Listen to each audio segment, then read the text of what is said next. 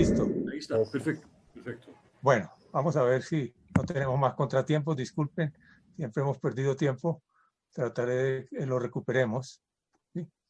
Bien, por supuesto voy a hablar en castellano, pero la presentación está en inglés. Definibilidad de clases rígidas, ¿sí? Clases rígidas de estructuras, ese sería el título. Y no voy a repetir el resumen que envié, voy a ir directamente al grano, pero quiero, ya. Bien, es un hecho bien conocido la indefinibilidad del buen orden, que fue en lógica infinitaria, en este caso en L infinito omega. Recuerden que L infinito omega es la lógica que admite conjunciones de cardinalidad arbitraria, pero admite solamente cadenas cuantificacionales finitas. Por eso el infinito se refiere a las conjunciones de cualquier cardinal y el omega se refiere a menor que omega, es decir, solo cuantificaciones de longitud finita. Y uno de los primeros resultados en teoría de modelos infinitaria fue el de Ken López Escobar, cuando él demostró que la clase de las estructuras bien ordenadas no es definible en L infinito omega, es decir, no hay una sentencia en L infinito omega cuyos modelos sean exactamente los conjuntos bien ordenados. Él mismo, Ken demostró él mismo que ni siquiera formaban una clase relativizada proyectiva. Ya explico esto qué es. La voy a llamar RPC y van a jugar un papel importante estas clases en esta presentación. Es decir, la clase de los buenos órdenes no consistía de las restricciones de los modelos de cierta sentencia infinitaria a el subuniverso determinado por un predicado unario P. Eso es el significado de la notación A restringida a P sub A. Quiere decir que estamos restringiendo la estructura A al subuniverso determinado por un predicado unario P, interpretado en A. Y luego el reducto a Tao, donde Tao es un sublenguaje del lenguaje de Phi, del vocabulario de Phi. Quiere decir que estamos ignorando algunas relaciones y funciones y constantes del vocabulario original. Eso es lo que se llama una clase relativizada proyectiva. Si no relativizamos y solamente reducimos el lenguaje, se dice que es una clase PC. En contraste, fíjense que buen orden es definible en L omega 1, omega 1. L omega 1, omega 1 es la lógica que admite conjunciones enumerables y cadenas cuantificacionales de longitud enumerable. Ahí evidentemente buen orden sí es definible porque con una cadena cuantificacional existencial de longitud enumerable puedo decir que hay una cadena descendente infinita y entonces puedo decir que no es un buen orden y por lo tanto con la negación puedo decir que sí es un buen orden. Muy bien. Aquí no voy como perdimos un poco de tiempo, no voy a explicar aquí. Esto es lo que expliqué en palabras que quiere decir una clase relativizada proyectiva. Está dicho aquí en esta, pero lo que sí quiero enfatizar es la última frase. A grosso modo, una clase de RPC es sencillamente una clase que es axiomatizable en lógica multisurtida, o sea, con varios universos existencial de segundo orden, ¿sí? Con respecto a la lógica, RPC es relativo a una lógica. Es decir, sobre una lógica uno puede montar la lógica multisurtida y que permite cuantificadores existenciales de segundo orden y no permite negarlos. Y eso sería una clase de RPC, realmente sería axiomatizable en una lógica multisurtida existencial de segundo orden sobre la lógica que ha sido dada. Lo que viene es más importante. Vamos a decir que una clase de estructuras es rígida, o una estructura, perdón, es rígida si no tiene automorfismos no triviales. O sea, el único automorfismo es la identidad. Por ejemplo, cualquier conjunto bien ordenado es rígido porque no tiene automorfismos. Y aquí un ejemplo un poco más sofisticado. Si ustedes toman un orden omega 1 like, ahora explico lo que eso es, y que tiene además una sumersión de omega 1 que preserva supremos, entonces se sabe que la clase de esas estructuras, que todas esas estructuras son rígidas, ¿sí? Un orden es omega 1 like si para cada elemento del orden el conjunto de predecesores es enumerable. Eso es lo que es un orden omega 1 like. O sea, se parece a omega 1 en que cada segmento inicial es enumerable. Pero no se pide que sea un buen orden. Aquí solamente estamos pidiendo que haya una sumersión de omega 1 en el omega 1 like que preserve supremos, ¿sí? Esa estructura, Martin Otto demostró hace varios años que ese tipo de estructuras esas estructuras son rígidas, no admiten automorfismos excepto la identidad. El teorema que quiero presentar hoy, el teorema, o uno de los teoremas realmente, el teorema que generaliza la indefinibilidad de buen orden es el que aparece aquí. Ninguna clase propia de estructuras rígidas es definible en L infinito omega, ni siquiera como una clase RPC. Tenemos un resultado un poco más fino si nos restringimos a la sublógica LK kappa omega. La sublógica L kappa omega es la que admite conjunciones de tamaño menor que kappa solamente. En esa clase, si ustedes tienen una clase definible o que es RPC y tiene modelos de tamaño mayor o igual que delta para cualquier delta menor que bet 2 a la menor que kappa, o sea, bueno, el supremo de 2 a la delta con delta menor que kappa, y el sucesor de ese, este es un bet muy grande, tiene modelos no rígidos. Por ejemplo, para ponerlo en contexto, si ustedes toman L omega 1 omega, como L kappa omega, cualquier clase definible en esa lógica, en L omega 1 omega, que tenga modelos de cardinal mayor o igual que delta para delta menor que bet 2 a la omega, porque en ese caso 2 a la menor que omega 1 sería 2 a la omega plus, sucesor de 2 a la omega, bet del sucesor de 2 a la omega, tiene modelos no rígidos. Coincidencialmente, para los que están familiarizados con L omega 1 omega, observo que esto coincide con el número de Hanf de L omega 1 omega.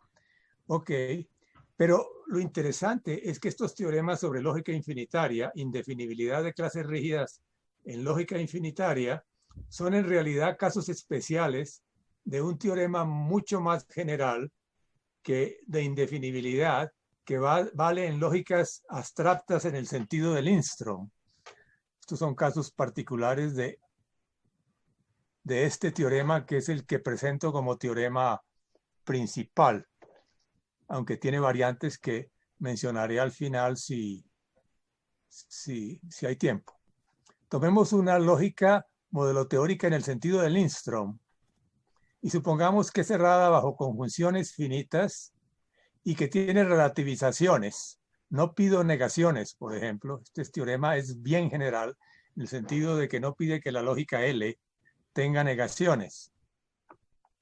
Entonces, si la lógica satisface el teorema de Bet, no en ella misma, sino en una extensión, y si además la extensión satisface algo que voy a explicar en un momento, reducción uniforme para pares de tamaño kappa, ya veremos qué significa el kappa aquí, en otra extensión, entonces si se da esta condición de que vale el teorema de Bet en forma relativa a una extensión y vale cierta propiedad de reducción uniforme para pares en cierta otra extensión, entonces cualquier clase definible en L, aún en forma RPC, que tenga de modelos de tamaño mayor o igual que delta para cualquier delta menor que kappa, tiene modelos no rígidos.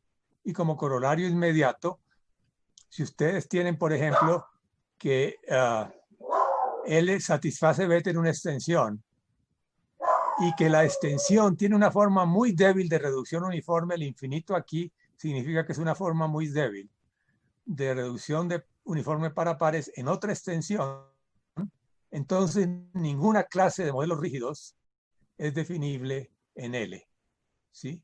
Entonces, como decía en palabras, Bet denota aquí una versión relativa del teorema de Bet, donde la fórmula que define la propiedad que es unívoca según el teorema de Bethe, que es implícitamente definible.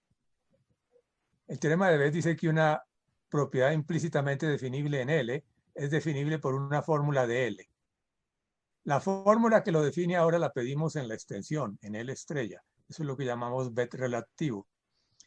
Y kappa URP denota una versión relativa de Fefferman-Bock, la propiedad uniforme de reducción de Fefferman-Bock para pares de estructuras debilitada con un cardinal kappa. Eso lo voy a explicar más en detalle en un momento. Entonces lo dejo así en este momento y me dedico a propiedades relacionadas con Bethe. Y después, más adelante, explico en detalle qué quieren decir estas propiedades. Pero lo que sí quiero observar de una vez es que veremos muy pronto que L infinito omega tiene Craig en L infinito infinito.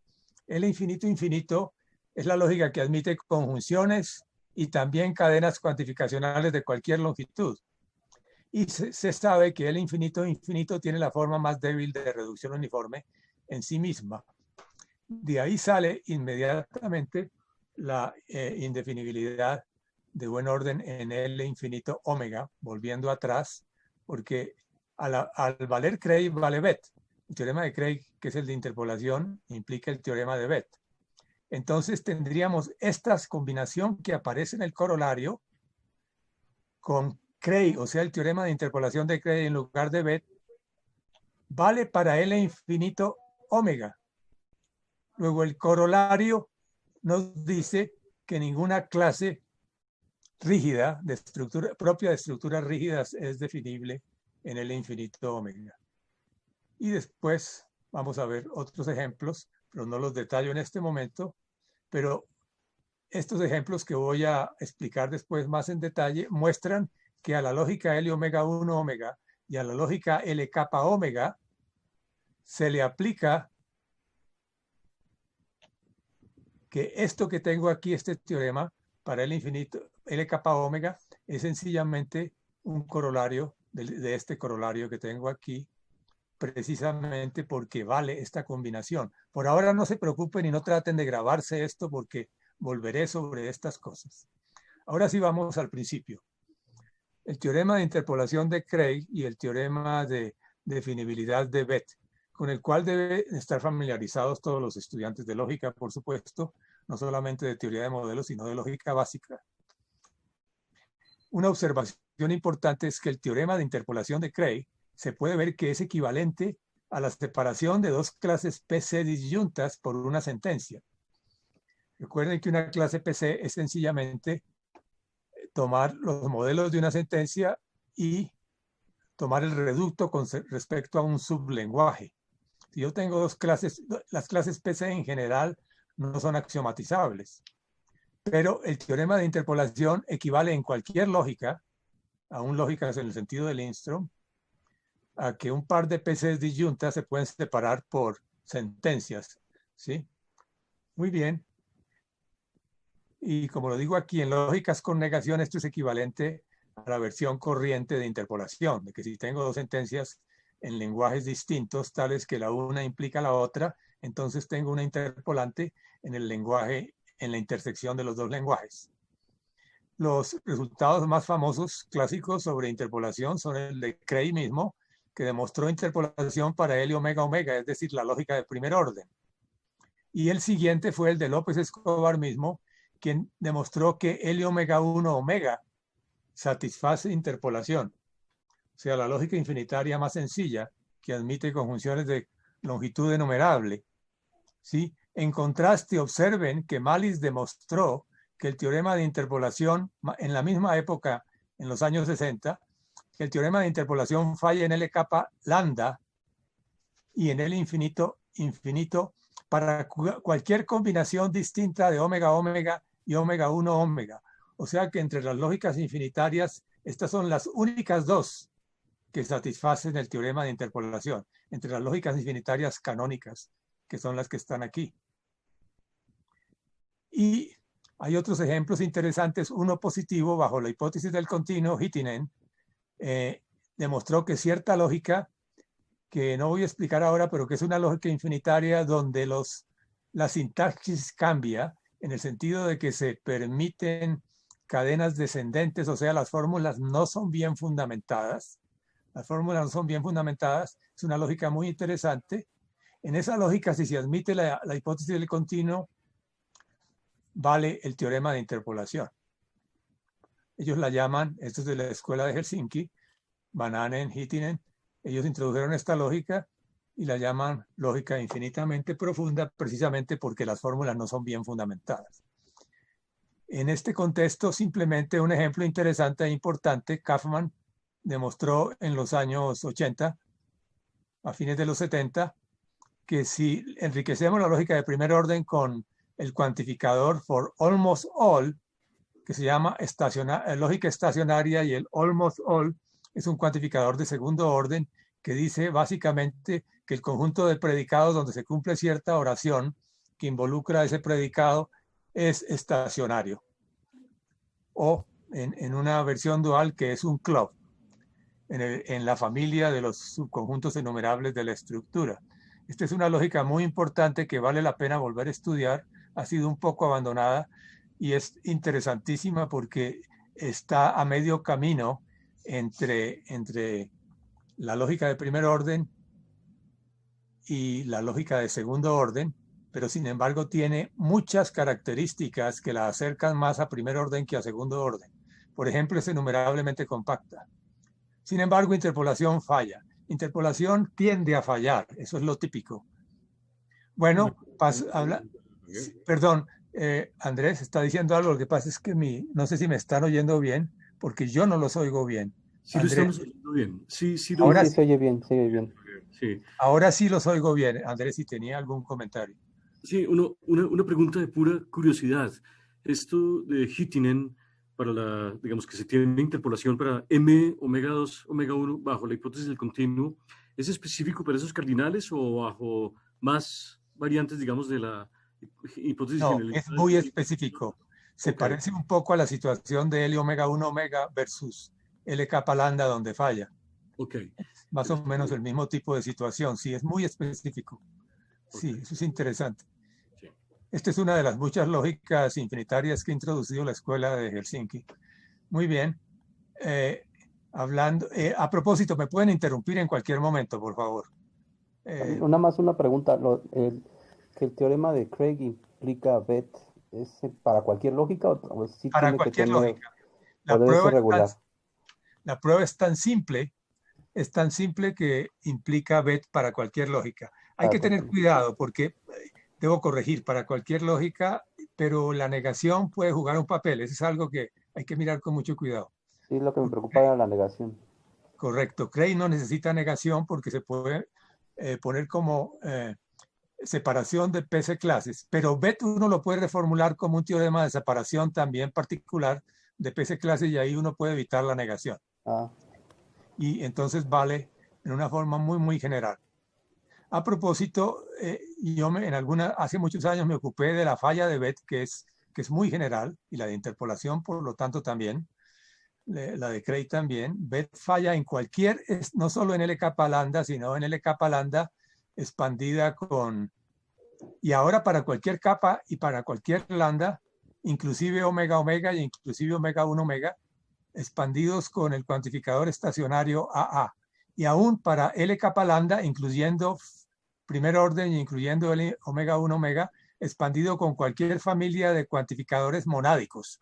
Cuantificadores monádicos, si ustedes han estudiado algo sobre cuantificadores de Lindström, se darán cuenta que hay cuantificadores que ligan un predicado monádico y cosas de ese estilo, que ligan una sola variable. Cuantificadores monádicos son que ligan una sola variable o ligan varias variables en varios predicados, pero esos son monádicos. Pero piensen en un cuantificador monádico como uno que liga una sola variable.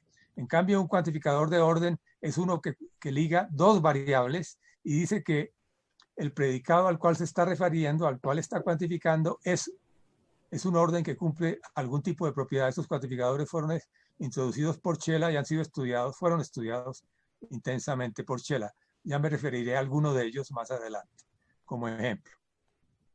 Ahora vienen las nociones relativizadas de interpolación y de BET, que son las que les mencionaba. Entonces, L tiene que ir relativo a L estrella si la interpolante para L o la sentencia que separa las dos clases PC, si usamos esa formulación, no se encuentra en L sino en L estrella.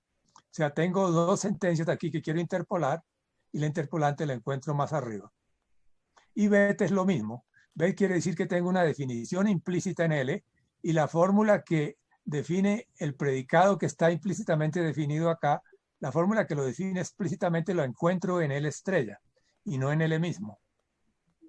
Ahora, esto no es invento mío. Esta noción ya había sido estudiado por Mallis al inicio del estudio de las teorías infinitarias, y él demostró que aunque L kappa omega no tiene interpolación en sí mismo, porque él ya había demostrado para kappa mayor o igual que omega 2, él había demostrado que no hay interpolación, sí la tiene relativa a una extensión bastante más grande, a una extensión donde tengo que aumentar las conjunciones hasta conjunciones de tamaño a lo sumo 2 a la menor que kappa, y tengo que permitir aumentar la longitud de las cuantificaciones hasta cuantificaciones de longitud menor que kappa. Entonces, para cualquier par de fórmulas que yo quiera interpolar aquí, yo puedo encontrar un interpolante acá. Y se puede demostrar que esto es óptimo. No lo logro en lógicas más pequeñas, en extensiones más pequeñas. Esto implica inmediatamente que L infinito omega, que es la unión de las L kappa omegas, pues tiene interpolación en L infinito infinito. Porque L infinito infinito admite todas estas extensiones. L infinito infinito contiene todas estas. Entonces, si yo tomo una sentencia aquí, está en una de estas, luego tiene un interpolante acá y está acá. Entonces tenemos esto que es mucho más limpio. L infinito omega tiene interpolación en L infinito infinito. Por otro lado, hay casos negativos, aún de interpolación relativa, que se conocieron a lo largo de los años en lógica infinitaria. Mucha gente pesada en teoría de modelos como Friedman, se miraron este tema y, por ejemplo, Gregory Friedman demostraron que L omega 2 omega no tiene ni siquiera bet en L infinito omega 1 ni en L omega 2 omega 2. O sea que si queremos bet de L omega 2 omega tenemos que subir bastante, probablemente hasta acá. En este momento no sabemos hasta dónde hay que subir. Y otro ejemplo más... ¿Sí? Entonces, estos resultados negativos con Bet, no con Craig, los que usted mencionaba con sus resultados con el cuantificador Almost All, o estos que aparecen aquí, que ya son más específicos para el omega 1, omega 1, el omega 2, omega, ¿siguen algún patrón? Es decir, hay una... ¿Qué haría uno para demostrar ¿hay alguna falla canónica de Bet o son ad hoc cada uno de estos? Hay una falla canónica. Para estos hay una idea de Friedman, Gregory, luego refinada por Friedman, en la cual hay que construir un árbol muy complejo, y ese árbol muy complejo define un predicado aquí implícitamente que no se puede definir explícitamente acá. Es una construcción muy ingeniosa. Obviamente no la voy a poder explicar. Es algo que merece la pena exponerse porque es un método muy ingenioso y poca gente la ha utilizado, ¿sí? Gregory y Friedman han utilizado. Aquí se usan otras técnicas. Yo mismo la he utilizado, más adelante les digo dónde la he utilizado para estos casos. Y también Gostanen y este nombre nunca lo he sabido pronunciar. Yo le pido a Carlos Diplicio que me diga cómo lo pronuncio, si me está oyendo. Hrbaček. Ok, gracias. Él probó algo mucho más fuerte. El omega 1 no tiene bet ni siquiera en L infinito infinito. El infinito infinito es una lógica gigantesca en la cual cualquier estructura es definible, ¿sí? No cualquier clase, pero sí cualquier estructura. Y sin embargo, el omega 1 no tiene beta ahí, ni siquiera relativo. Javier, una interrupción. Sí, Carlos. Perdón, explícame de nuevo cómo es que se entiende lo de interpolante para una lógica. Tú hablaste de separación de estructuras, pero lo puedes también definir en términos de dos sublenguajes de L y tienes una fórmula en uno de ellos y una fórmula en el otro. Correcto. Una implica la otra y el interpolante está en la lógica más grande. Es la relativización. Es para la relativización. Ah, la versión relativizada. No, yo estoy hablando de la versión simple sin relativizar. No, pero ¿qué quiere decir relativizar? Interpolación de Craig. Tienes un lenguaje L Bueno, y L quiere decir estrella. lo siguiente. Las dos fórmulas que quieres interpolar están en L. ¿Ok? En el lenguaje pequeño. En la lógica pequeña. Pero en el mismo... Por ejemplo, phi implica psi. Y la interpolante solo usa el lenguaje común. El lenguaje común. Y esa la encuentras en L estrella, no la encuentras en L, sino en la lógica más grande. Entonces, pero el interpolante está en la lógica común. Es que una cosa es la lógica. En el lenguaje común. Perdona, Carlos. Una cosa es la lógica y otra cosa es el lenguaje. El lenguaje es el vocabulario. Sí, tienes dos sentencias en L. Correcto, en lenguajes distintos. En lenguaje, en la lógica, ok, ya me aclaré, ya me aclaraste lo que tenía. Ambas en L, pero ambas en lenguajes distintos, cada una en lenguajes distintos. O en un tipo, Sí, digamos, okay. en un vocabulario distinto. Desafortunadamente, en teoría de modelos se popularizó llamar lenguaje al tipo. Y yo estoy usando ese abuso, que no es conveniente por esas confusiones que presenta. Uno se confunde con la lógica misma, no. En la lógica hay dos sentencias en dos lenguajes diferentes y encuentras la interpolante en L estrella en el lenguaje intersección, en la intersección de los lenguajes. Pero eso queda más claro ahí en las lógicas infinitarias, ¿no? En el teorema de Malitz. ¿Perdona? Eso queda más claro en las lógicas infinitarias, en el teorema de Malitz, que la lógica es más fuerte, pero con el mismo lenguaje. Correcto. Entonces tienes dos interpolantes en L kappa omega o en L omega 1 omega, por ejemplo, y quieres, phi implica sí, pero están en lenguajes distintos, entonces quieres una que interpole la implicación y que esté en el lenguaje, en la intersección de los dos lenguajes. La encuentras acá. En el caso de L omega 1 omega, la encuentras en L a la omega plus. En el lenguaje infinitario, L a la sería 2 a la omega plus y aquí sería omega 1, ¿sí? O sea, tendrías que subir de todas maneras para encontrar la interpolante, ¿sí? Sí, perfecto, gracias. Entonces sigo a la siguiente. Este es un hecho muy importante relacionado con los resultados principales. Cualquier lógica se puede extender a una lógica que satisfaga Bet y además se puede lograr de forma canónica.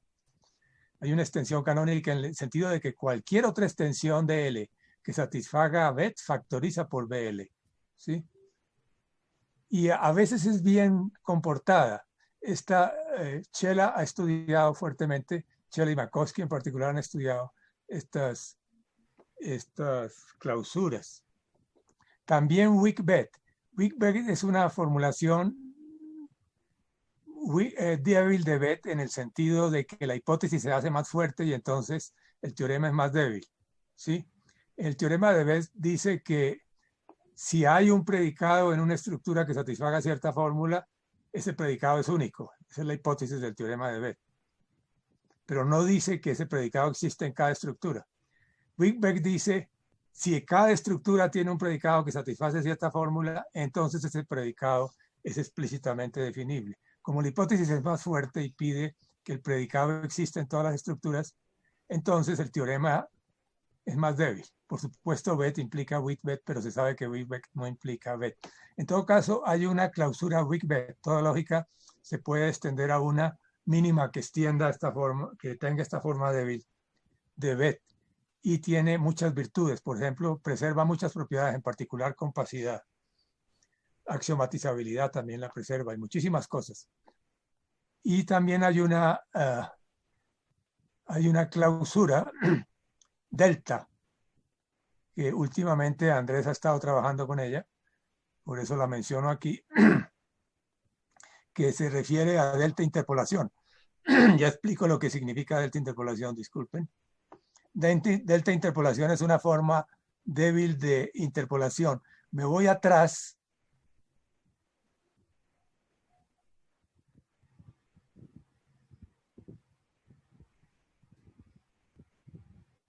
Me voy aquí a...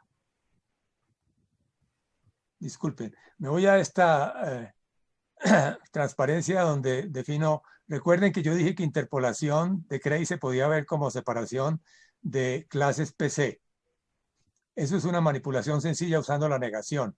No es ningún misterio.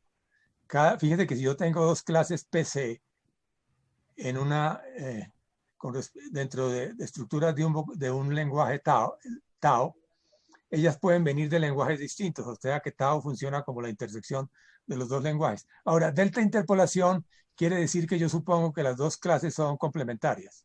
Entonces, delta interpolación es la separación de dos clases PC complementarias.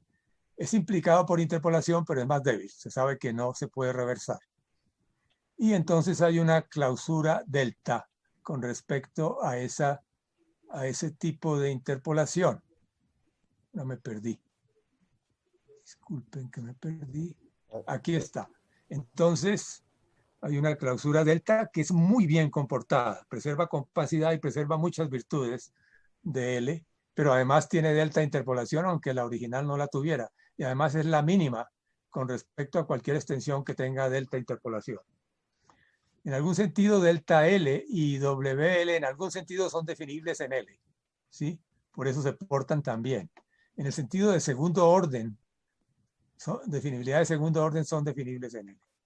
Por otro lado, cualquier lógica se puede extender a una que satisfaga Cray, pero no hay clausura para interpolación de Cray. Se sabe que no hay clausura canónica. O sea, en general, cuando uno extiende una lógica a una que satisfaga el teorema de Cray, no solo delta L, sino todo Cray, es una construcción ad hoc, por lo menos las que yo conozco, y en general no preserva prácticamente ninguna propiedad deseable de L, y sabemos que no hay clausura canónica. Bien. Ahora sí voy a hablar de algo que puede ser nuevo para muchos de ustedes. Pfefferman-Bock estudió en los años 60 lo que hoy día llamaban Pfefferman y Bock, lo que hoy día llamamos propiedades de Pfefferman y Bock, con respecto a muchas operaciones entre estructuras, por ejemplo, productos reducidos, producto cartesiano, y ellos demostraron que esas operaciones preservaban equivalencia elemental y que la preservación de equivalencia elemental se debía a una propiedad de preservación más profunda que ellos llamaban propiedad de reducción uniforme, que voy a explicar un poquitín más adelante y que la voy a ejemplificar aquí en este tipo de operación más sencilla. El único tipo de operación que vamos a considerar en esta exposición es la de pares disyuntos de estructuras. Si ustedes tienen una estructura A1 en un lenguaje Tao 1 y una estructura A2 en un lenguaje Tao 2, los lenguajes pueden ser totalmente distintos, disyuntos, lo que quieran. Entonces pueden emparejar las dos estructuras en una sola, tomando los dos universos, la unión disyunta de todos los dos universos y luego listando toda la estructura 1, incluyendo su universo que ahora se vuelve un predicado, y listando toda la estructura A2, incluyendo su universo que ahora se vuelve un predicado, porque B es parte de la estructura y se vuelve un predicado. O sea que la nueva estructura que empareja A1 y A2, típicamente se llama un par disyunto o una suma disyunta, yo los voy a llamar pares disyuntos o pares a secas. Esta estructura tiene por vocabulario la unión disyunta de los dos vocabularios originales y dos predicados adicionales que representan el universo de A1 y el universo de A2. Esta estructura codifica perfectamente el par de estructuras. Aquí no se pierde nada de información. Y aquí puedo reconstruir las dos estructuras. Por ejemplo, yo puedo reconstruir A1 restringiendo al universo determinado por P1 y luego olvidando todos los predicados, funciones y constantes en Tao 2. O sea, A1 se convierte en un reducto relativizado del par y A2 se convierte en un reducto relativizado del par.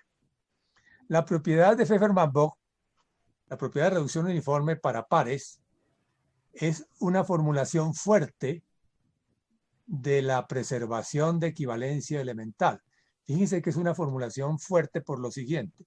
Dice que para cada sentencia, entonces voy a formular la propiedad de reducción uniforme para una lógica L. Tomemos una fórmula en una lógica L en el vocabulario del par disyunto, o sea, en el vocabulario enriquecido. O sea, phi puede contener todos los símbolos de ambos vocabularios y además puede contener P1 y P2. La propiedad de reducción uniforme dice que para cualquier sentencia yo puedo encontrar un par de subconjuntos disyuntos de sentencias, perdón, un par de subconjuntos finitos de sentencias. El primero solo usa símbolos de Tao 1 y el segundo solo usa símbolos de Tao 2, ¿sí? De tal manera que si A1 es equivalente a B1 con respecto a las fórmulas en phi1 y A2 es equivalente a A2 con respecto a las fórmulas en phi2, entonces el par A1-A2 es equivalente al par B1-B2 con respecto a la fórmula phi. Entonces, fíjense, ¿qué es lo que estoy diciendo? Que no necesito que sean equivalentes a 1 y B1 y que sean equivalentes a 2 y B2 con respecto a todas las sentencias de la lógica, sino solo con respecto a un conjunto finito. Y eso ya garantiza que estas dos son equivalentes con respecto a la sentencia phi. O sea, o ambas son, o phi es verdadera en ambas, o phi es falsa en ambas. Por supuesto, esta propiedad implica preservación de equivalencia elemental, porque si estas estructuras son equivalentes, entonces esto se cumple trivialmente para cualquier escogencia de phi1 y phi2, y entonces esto se cumple para cualquier phi. O sea que esta es una propiedad muchísimo más fuerte que la preservación de equivalencia elemental, que diría sencillamente que si A1 es equivalente a B1 y A2 es equivalente a B2, entonces son equivalentes. Esta es una formulación local y mucho más fuerte de preservación de equivalencia elemental. A mí que me gusta usar la topología en la lógica, lo que hay detrás de esto es sencillamente la continuidad uniforme de esta operación, no es más, con respecto a la topología dada por la lógica. Pero bien, no voy a usar topología en esta exposición, ni voy a volver a mencionar la topología.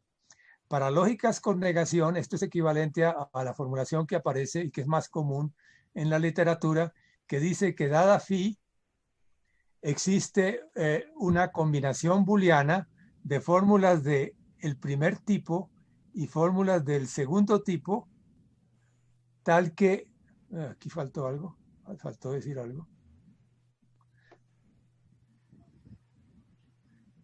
tal que phi, la phi original que usa los símbolos combinados de Tao 1 y Tao 2, es una combinación booleana de fórmulas que solo usan símbolos de Tao 1 y solo usan símbolos de Tao 2. Esta formulación que estoy dando parece muy lejana de esta, pero es totalmente equivalente a la que yo di aquí.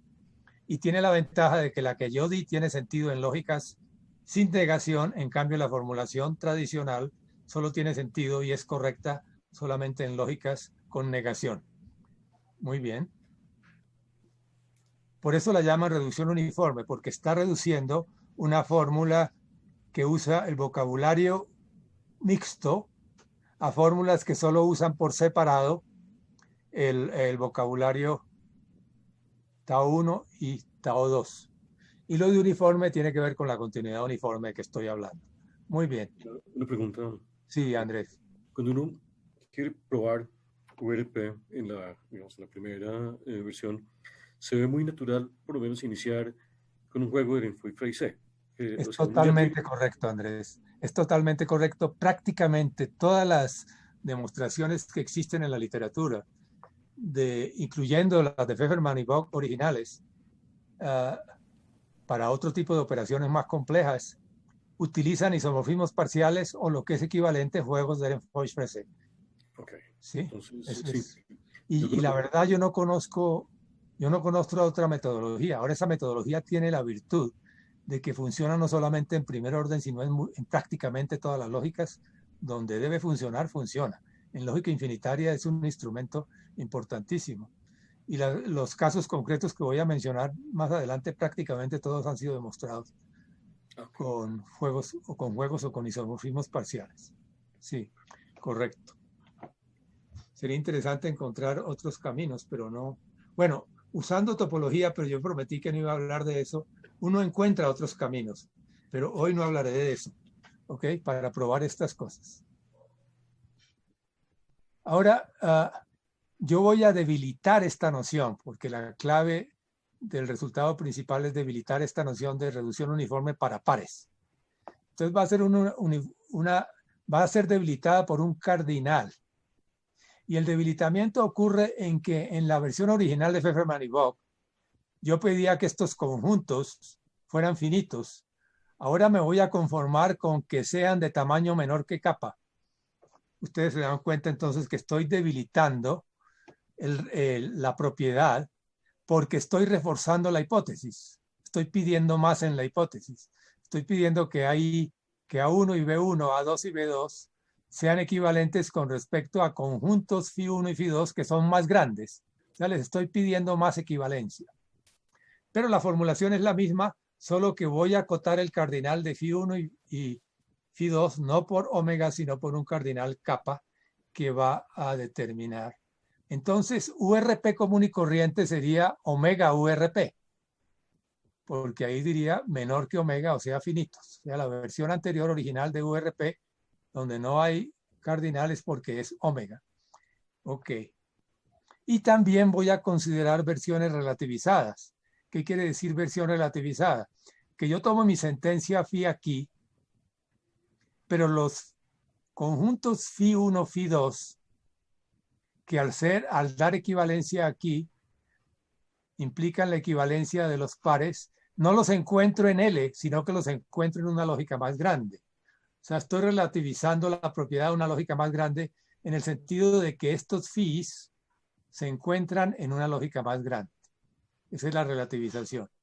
De todas maneras, sin relativizar o relativizado, estas propiedades forman una jerarquía, una sucesión decreciente de propiedades URP. URP es omega URP, como lo dije, que se van debilitando.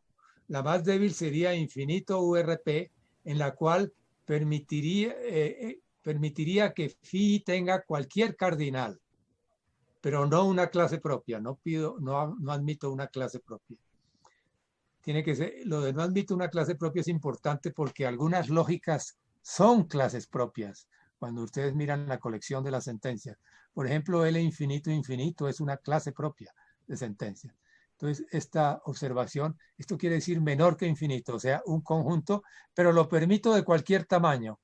Fíjense, no lo dije aquí, que infinito URP, que sería la más liberal posible, implicaría, está dicho más abajo acá. Per preservation property es sencillamente la preservación de equivalencia elemental. Entonces, infinito URP implica per preservation property, pero no es idéntica. Es más fuerte porque estoy pidiendo que los phi sean conjuntos. En cambio, en PPP, yo puedo admitir que estos phi sean clases propias. En todo caso, si la lógica L con que estoy trabajando es compacta, toda esta jerarquía colapsa y coincide con preservación de equivalencia elemental. Entonces vuelvo a observar, si ustedes están en una lógica compacta, por ejemplo, en primer orden, todo esto es superfluo porque PPP coincide con URP y eso vale en cualquier lógica compacta. URP y preservación de equivalencia elemental por pares son idénticas bajo compacidad. Cuando no hay compacidad, se mantienen separadas. Muy bien, vamos a manejar muchas lógicas que no son compactas, pero este hecho que estoy observando de que URP coincide con PPP y toda la jerarquía colapsa, cuando la lógica es compacta, va a ser útil al final si tenemos tiempo de presentar algunos resultados relacionados. Bueno, si hay alguna pregunta sobre estas nociones que como decía, probablemente son nuevas para muchos de ustedes, pues bienvenidas. ¿Alguna aclaración? Bien. Veamos ejemplos concretos. Como decía, y respondiendo a Andrés, utilizando isomorfismos parciales, no es difícil demostrar que lógica de primer orden, es decir, L omega omega con cualquier cuantificador o inclusive con familias de perdón, con cualquier cuantificador cardinal, quiero decir. Q alfa es el cardinal, existen por lo menos omega alfa, existen por lo menos omega alfa elementos que satisfacen la propiedad. Este es un cuantificador cardinal.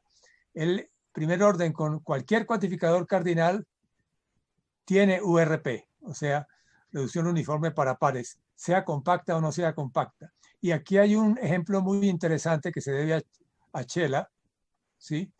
Este es el cuantificador que cuantifica dos variables, o se escribe QXY, FIXY, y su significado es que FIXY define un orden de cofinalidad menor o igual que kappa. Chela demostró que, que las lógicas con esos cuantificadores son compactas, por lo menos para algunos capas. Pero en cualquier caso, todas esas lógicas tienen URP, reducción uniforme para pares, con respecto a ellas mismas. Ok.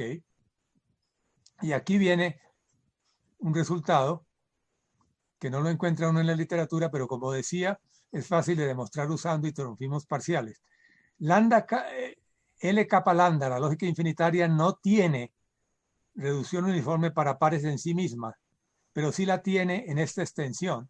Solo hay que admitir conjunción y la tiene con respecto, quiero decir, L kappa lambda tiene esta forma muy débil de reducción uniforme para pares en L bet kappa lambda, si kappa es regular. En particular, un ejemplo más concreto, L omega 1 omega no tiene reducción uniforme para pares en sí misma. Esta es una de las anomalías de L omega 1 omega, la lógica infinitaria más pequeña. Ella se porta bien con interpolación, pero en general se porta mal con muchas otras propiedades. En particular, se porta mal con los isomorfismos parciales. Si uno intenta utilizar isomorfismos parciales para probar URP, para reducción uniforme para pares, no lo logra. Lo más que uno puede lograr es subiéndose a esta lógica, reducción uniforme debilitada, la que yo llamo bet omega 1 URP. Es decir, los conjuntos phi1, phi2 se deben tomar de tamaño, se pueden tomar de tamaño bet menor que bet omega 1. Esto implica, esto que está aquí para capa regular implica lo que yo acabo de decir aquí, pero implica algo muy interesante. L infinito lambda, en particular L infinito omega, tiene la reducción uniforme más débil posible con respecto a sí misma. Y igualmente, L infinito tiene reducción uniforme, la más débil posible, que es esta, con respecto a sí misma. Esto va a ser útil en las aplicaciones, todas estas observaciones. Mallis ha demostrado que reducción uniforme aún en la forma más débil posible no vale en L kappa lambda, excepto cuando kappa es fuertemente inaccesible. O sea, la forma relativa es muy importante. Si la queremos en sí misma y necesitamos que kappa sea fuertemente inaccesible. Entonces puede que no se dé nunca, por ejemplo. Perdón. Puede suceder, y vamos a ver más adelante, que una lógica no tiene la forma más débil de URP en ninguna extensión. Ese fenómeno se puede dar. Aquí L kappa lambda tiene esta reducción en L infinito omega infinito y L kappa lambda tiene la reducción uniforme más débil en L infinito infinito. Pero habrá lógicas que no la tienen en ninguna extensión. Luego, esto de reducción uniforme para pares, que parece tan simple, es algo que en unas lógicas se vuelve imposible, aún relativizada. Hay una pregunta. Sí, Andrés.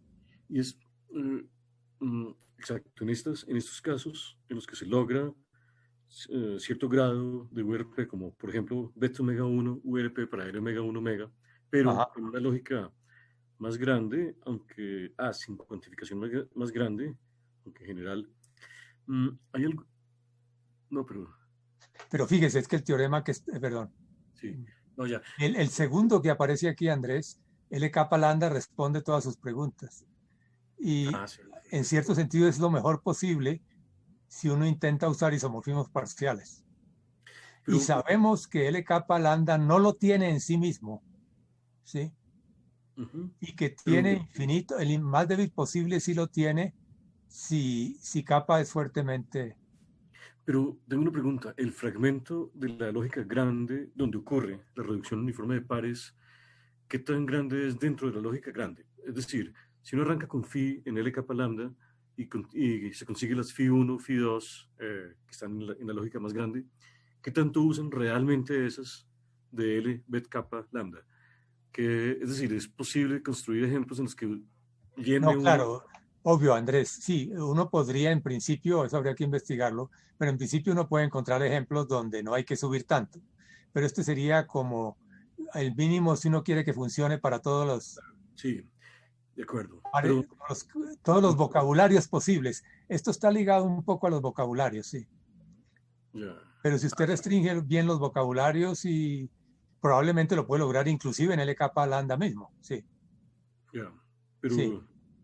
entonces habría algún fragmento, claro, que dependería, supongo, del tipo de sentencia que esté uno tomando en L kappa lambda. Y del tamaño del vocabulario y las estructuras mismas que tan complejas son. También, claro. Sí, depende también de las estructuras. O sea, si usted lo particulariza a estructuras especiales, a familias especiales, puede mejorar esto tremendamente, por supuesto. Pero eso ya sería entrar en la teoría de modelos de L kappa lambda de una manera profunda. Gracias. Y una pregunta, como en el caso de interpolación en L kappa omega, que la encontramos más arribita, ¿sí? En este caso, si me fijo en L kappa omega, ¿también se puede? O sea, que no sea cualquier lambda, sino omega. Aquí en L kappa omega, ajá, me devuelvo una... Perdón. No. Sí, trato de responder su pregunta. Por ejemplo, el más sencillo sería L omega 1 omega. Ajá. Y tengo que subir hasta beta omega 1. Aún para L omega 1 omega. Y con L kappa omega va a pasar lo mismo. Fíjese que el lambda no cambia. O sea, para L kappa omega puedo mantener la omega, pero el kappa lo tengo que subir a bet kappa. O sea, eso es como el óptimo. Sí, es como el óptimo, sí. Eso es algo que Malitz investigó mucho a finales de los 60. Y bueno, Fersman y Vogt también los estudiaron, pero no lo miraron tan en detalle. Feferman en particular se interesó más por la preservación de equivalencia elemental que por estas formulaciones relativas. Sí, ok.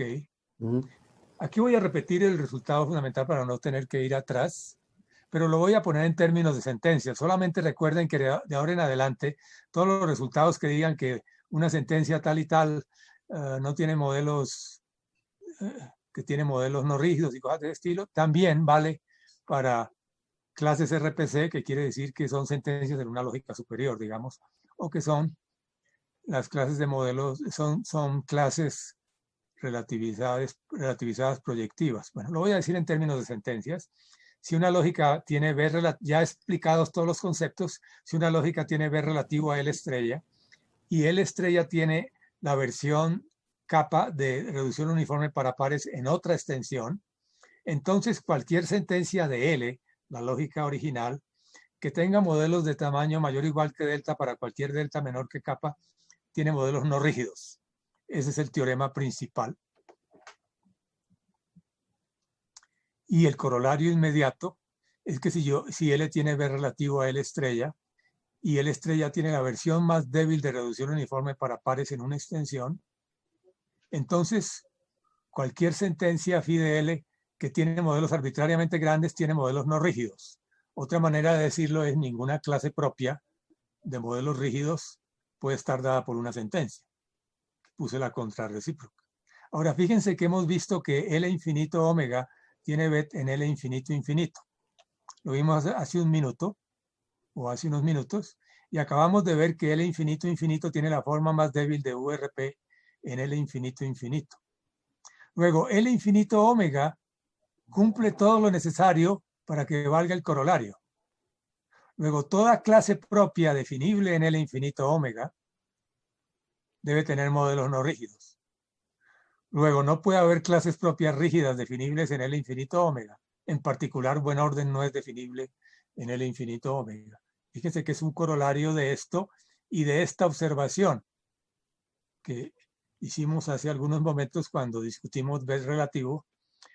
Esto es esencialmente debido a Malitz y esto es esencialmente un trabajo con isomorfismos parciales relativamente sencillo, ¿sí? Pero la primera parte no es sencilla.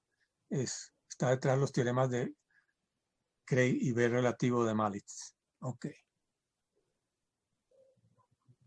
Ahora, ¿qué pasa si pedimos el máximo de reducción uniforme para pares? Recuerden que el máximo es el que originalmente contemplaban Fefferman y Vogt. Dada una sentencia en el lenguaje de los pares, yo puedo encontrar conjuntos finitos y la equivalencia de las componentes en esos conjuntos finitos garantiza equivalencia con respecto a la sentencia de los pares. Esta es la forma más fuerte de URP. Entonces, si yo tengo que L tiene B relativo a L estrella y L estrella tiene URP relativo a L segunda, por otra lógica, entonces cualquier sentencia que tenga modelos infinitos o modelos arbitrariamente grandes tiene modelos con grupos infinitos de automorfismos.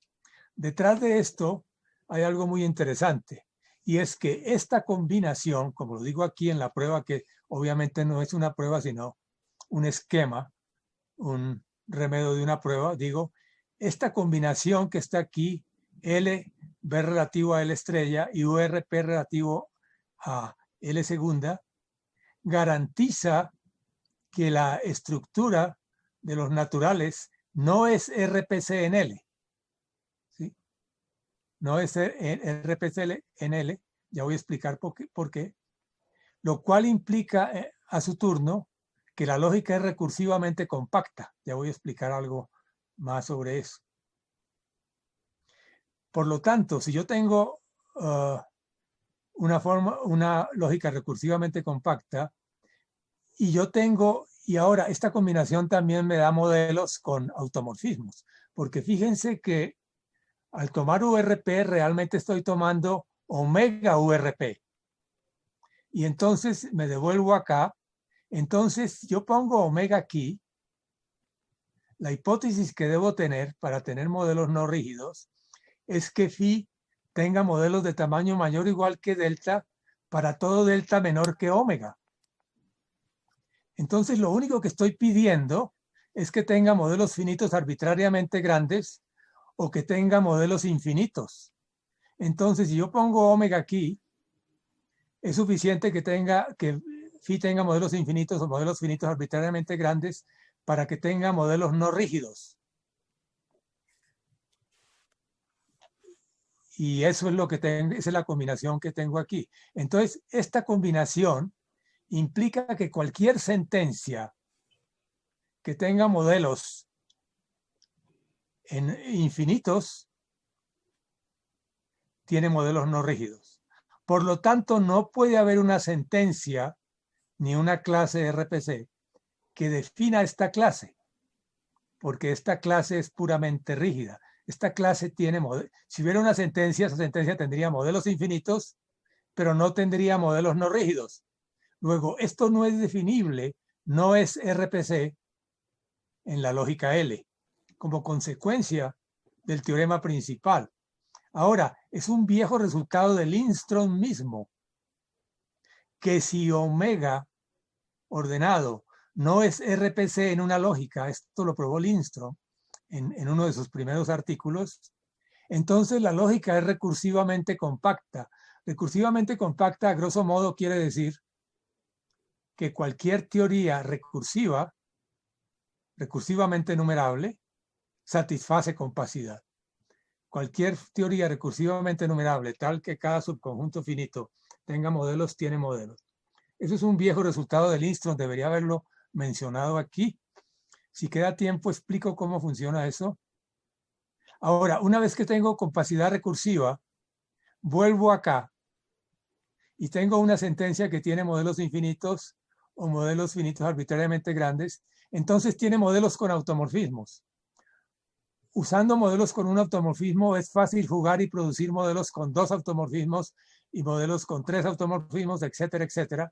Es fácil producir clases que tienen un número finito, tienen modelos cada uno con un número finito de automorfismos sin cota en ese número. Y usando compacidad recursiva puedo convertir eso en la existencia de una clase definible aquí en L, o sea, de una sentencia que tiene modelos con un grupo infinito de automorfismos. Ah, sí, sí. Entonces hay que hacer un poco de trabajo aquí, Sí. pero es un trabajo de carpintería. ¿Alguna pregunta? No, no. Entonces hay algo interesante. Esta combinación no solamente está dando lo que yo digo aquí, sino que detrás de eso está dando algo más interesante. Esta combinación, gracias a un teorema de Lindström y al teorema principal, nos está dando que la lógica es recursivamente compacta.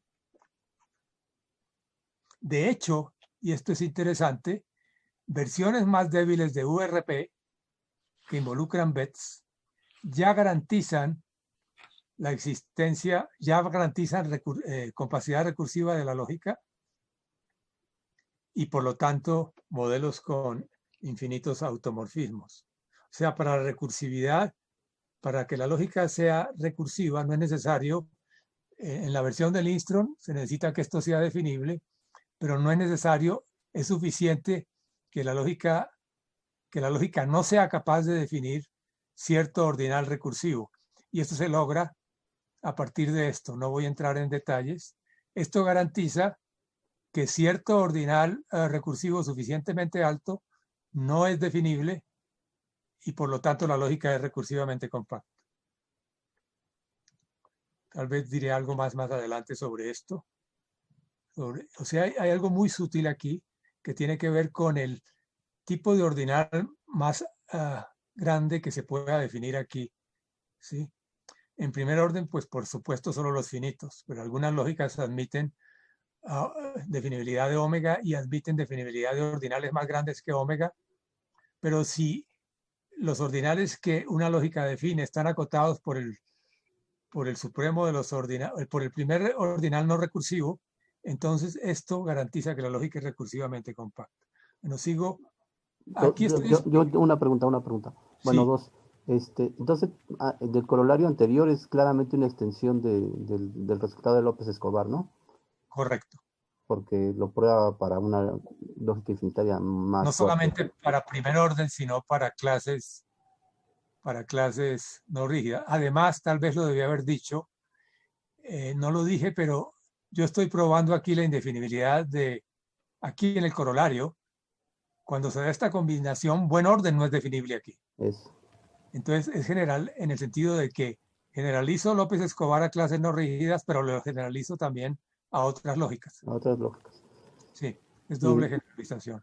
Y la segunda, cuando dice un ordinal recursivo, ¿en qué sentido? Recursivo en que si miras tiene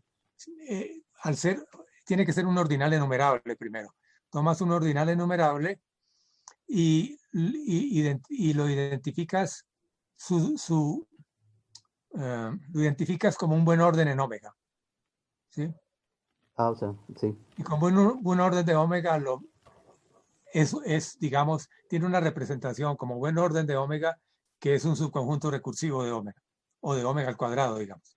Porque igual una pregunta interesante sería si considerar recursivos en el sentido de alfa recursivo, o sea, de admisibles, ¿no? Está íntimamente relacionado con admisible. Lo que pasa es que aquí estoy hablando de recursivo clásico y conjuntos admisibles generalizan recursivo, correcto. Sí. Aquí estoy hablando de recursivo clásico, sí. Verdaderamente recursivo, gracias. Pero ahora que usted lo dice me hace caer en cuenta que podría haber algo interesante con admisibles y este tema, pero no lo he mirado. O igual con beta recursión, ¿no? Correcto, sí. Eso es correcto. Sí, porque, claro, la teoría de admisibles también tiene que ver bueno, está generalizando recursión, por supuesto. Sí. Ok. Compacidad recursiva, aquí explico rápidamente, aunque tal vez no es necesario. Eso es necesario cuando la lógica es muy abstracta, pero si la lógica tiene una presentación concreta, entonces es fácil entender qué quiere decir que una teoría sea recursivamente numerable.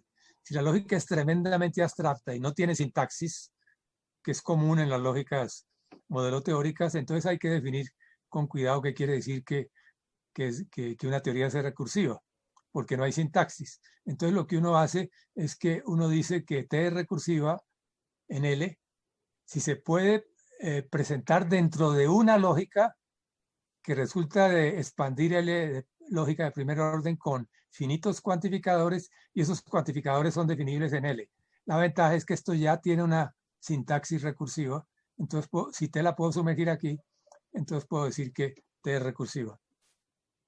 Y la lógica es recursivamente compacta si compacidad vale para teorías recursivas. Y aquí está, pensé que no lo había puesto, pero sí lo había puesto, la deuda con Lindström. Lindström demostró que L es recursivamente compacta si, solo si la omega no es RPC en L. Y por lo que dije antes, BET combinado con URP implica que L es recursivamente compacta. Veamos algunas aplicaciones del resultado principal. Esto es una generalización de RPC. RPC delta quiere decir que es una RPC, pero que comienza no con una sentencia, sino con una teoría. Pero piensen en una sentencia. Esta es la clausura BET de esta lógica introducida por Shela. Esto es la lógica que dice que cierta fórmula en dos variables, este cuantificador dice que cierta fórmula en dos variables define un orden de cofenialidad menor o igual que 2 a la omega. Hay algo muy interesante sobre esta lógica y es que Shela demostró que es totalmente compacta. Satisface el teorema de compacidad al máximo. Y Shela estudió su clausura BET. O sea, ella no tiene BET, pero su clausura BET tiene BET por definición. ¿Sí? Y Shela demostró que su clausura BET también es compacta. ¿Sí? Entonces, fíjense que esta lógica tiene BET en sí misma. Y Shela demostró que también tiene URP en sí misma. Luego todo se aplica en sí misma. Tiene BET en sí misma, tiene URP en sí misma. Luego cualquier fórmula aquí que tenga modelos infinitos, como tiene URP, que es la forma más fuerte de reducción uniforme para pares, si tiene modelos infinitos, tiene modelos con grupos infinitos de automorfismos, por lo que dije antes. Pero como tengo compacidad, puedo explotar ese número, esos modelos con un grupo finito de automorfismos. Es un ejercicio en compacidad demostrar que entonces tiene modelos con grupos arbitrariamente grandes de automorfismos. Entonces, las hipótesis URP y BET me dan modelos con infinitos automorfismos y la compacidad me permite empujar eso a modelos con grupos arbitrariamente grandes de automorfismos. Entonces, todo esto sale de las propiedades que demostró Shela para esto y del resultado principal. ¿Sí? Fíjense que estoy usando la versión fuerte, porque aquí L estrella y L segunda son la misma, perdón, aquí son la misma lógica. Entonces tengo modelos con grupo infinito de automorfismos y, como les decía, la compacidad me permite empujar eso hasta a cualquier cardinal. Esto es nuevo, es decir, esto no lo sabía Shela, porque no tenía ni siquiera un modelo no rígido para cualquier sentencia con modelos infinitos. Otra aplicación de otra índole.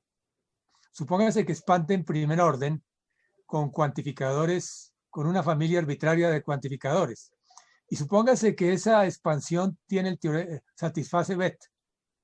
Y supóngase que esa expansión también satisface per preservation property.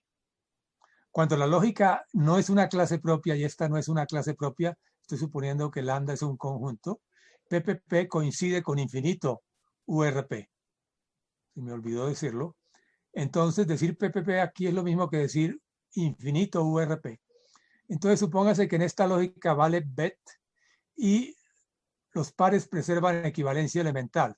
Y supóngase que su número de Löwenheim es omega, o sea, satisface el teorema descendente de Löwenheim-Skolem para sentencias de toda la vida. Entonces, es primer orden. Esto muestra que es tan difícil es para una lógica satisfacer al tiempo bet y PPP, sobre todo si le pido el teorema descendente de Löwenheim-Skolem.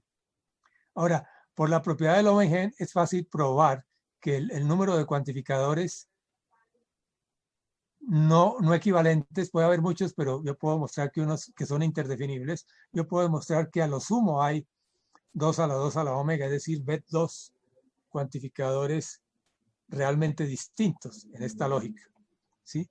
Por el hecho de que el número de Löwenheim es omega. Entonces, PPP se vuelve realmente bet3 URP.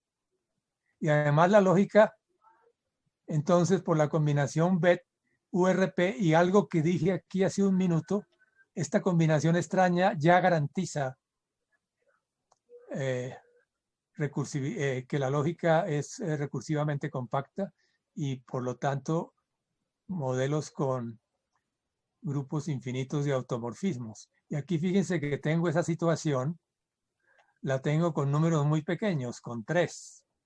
Tengo B3. Entonces, la lógica es recursivamente compacta y entonces ya estoy en el dominio del teorema de Lindström, porque el teorema de Lindström se puede demostrar usando el teorema descendente de Löwenheim-Skolem y solamente requiere recursividad compacta.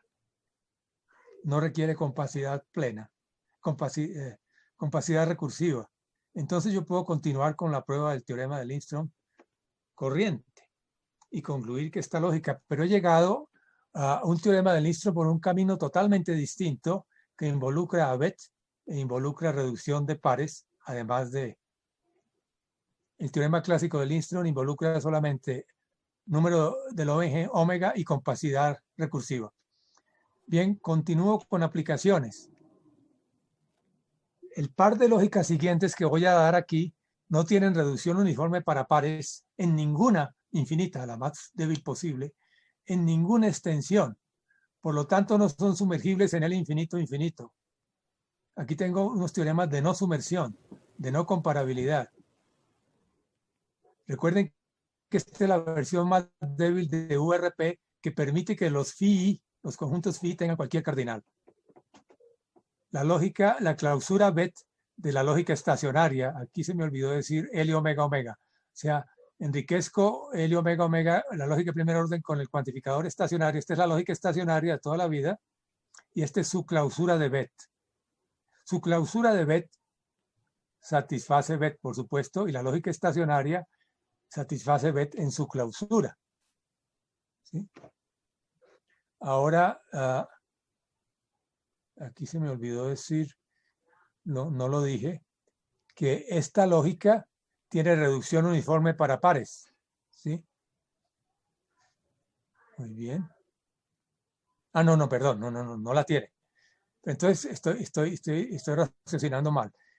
LA tiene bet en su clausura bet. Y además se sabe que LA define una clase propia rígida. Esto es muy interesante sobre la lógica estacionaria. La clase rígida o una clase rígida que la lógica estacionaria define y que es una clase propia es precisamente todos los conjuntos que son omega 1 like, órdenes omega 1 like con una sumersión de omega 1 que preserva supremos. Fíjense que hay órdenes omega 1 like de cualquier cardinal. No, estoy diciendo algo mal. ¿Qué estoy diciendo mal? Hay... ¿dónde estoy fallando yo aquí? Aquí yo estoy fallando en algo y no veo bien en qué. Pero sí lo sabría de cualquier cardinal, porque si no pide que sean órdenes lineales... claro. Claro. esparcir, digamos, los trozos omega 1 like, o esto puede ramificar muchas veces y es una clase propia. Sí, sí, sí, sí. Tengo que corregir la definición omega 1 like, la que vamos a usar aquí realmente. A ver, déjame pensar. Es algo que tengo que pensar porque en este momento estoy un poco confundido. Si fuese cierto que es una clase propia, entonces no podría haber una sumersión de este en el infinito omega, infinito, infinito, porque el infinito, infinito tiene infinito URP con respecto a sí mismo. Entonces este lo tendría con respecto a el infinito, infinito. Entonces, módulo la afirmación de que esto es una clase propia, este no se podría sumergir en este. Aquí hay un caso más interesante, que es la lógica que ya había mencionado, infinitamente profunda, bajo hipótesis del continuo. Ella tiene Cray en sí misma y por lo tanto tiene Bet. Si fuera sumergible en L infinito infinito, tendría infinito URP en L infinito infinito, porque L infinito la tiene con respecto a sí misma. ¿Sí? Pero entonces no tendría clases propias rígidas definibles, pero la tiene porque buen orden es definible. Entonces, la definibilidad de buen orden aquí, junto con con Cray, impide la sumersión en el infinito infinito. ¿Sí? Muy bien. ¿Pero este se sabía por otro camino o no se sabía este último? De alguna manera uno esperaría que si no está bien fundamentada la sintaxis de la lógica, es muy difícil que quede en el infinito infinito, pero... En esto usted tiene razón.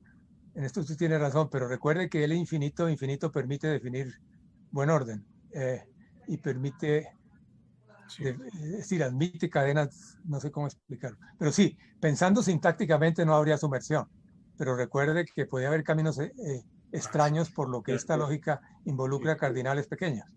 Sí. Pero en eso usted tiene razón. La intuición dice que no debería ser, esto lo demostraría. Muy bien. Ahora, ¿qué pasa si subimos a Cray a la interpolación? Esto es bien interesante. Para mí estos son los resultados más profundos, o no llamemos más profundos, para mí fueron los más complicados de demostrar y fueron inesperados. Si en lugar de pedir bet relativo pido interpolación relativa, y ya hemos visto al principio que hay muchos ejemplos, no solo de bet, sino de interpolación, casi todos los que di eran de interpolación relativa. Sí, de una lógica en otra, las lógicas infinitarias, por ejemplo. Si yo tengo interpolación relativa de L en L estrella y la versión kappa de reducción uniforme para pares en una segunda lógica, y kappa es un límite fuerte, y phi es una sentencia de L que tiene la misma hipótesis de modelos de tamaño mayor o igual que delta para delta menor que kappa, entonces, para cualquier orden lineal finito, esto es muy restringido este teorema, pero después lo voy a hacer crecer. Voy a tomar un orden lineal finito. Tiene un modelo que contiene a ese orden lineal y tal que cualquier automorfismo parcial de I, no pido isomorfismo porque isomorfismo solo habría uno, es rígido por ser finito, pero isomorfismos parciales, si I es grande, puede haber muchísimos, ¿sí? Entonces, o automorfismo parcial. Para cualquier automorfismo parcial de I, ese automorfismo parcial se puede extender a un automorfismo verdadero de A. Como ven, este es una versión mínima, un mini teorema de Ehrenfeucht-Mostowski, ¿sí? Ya veremos más adelante cómo es el teorema de Ehrenfeucht-Mostowski. Esto nos va a llevar a un teorema de Ehrenfeucht-Mostowski, pero necesito esta versión minimal en la cual no estoy extendiendo los automorfismos de un orden infinito, automorfismos del modelo, sino isomorfismos parciales de un orden finito a automorfismos del modelo. La prueba es muy compleja, casi que me tomaría media charla explicárselas. Está en mi artículo, en el artículo principal en la cual se basa esta charla está hecha con mucho cuidado y usa de una manera muy delicada, diría yo, el teorema de Erdős-Rado, ¿sí? Para producir ese automorfismo. Muy bien. O sea, imita en algo la prueba original de Ehrenfeucht-Fréset con indiscernibles, pero para producir esos indiscernibles, ahora en este contexto, necesito Erdős-Rado. Y el límite igual que Ehrenfeucht y Mostowski. ¿Sí?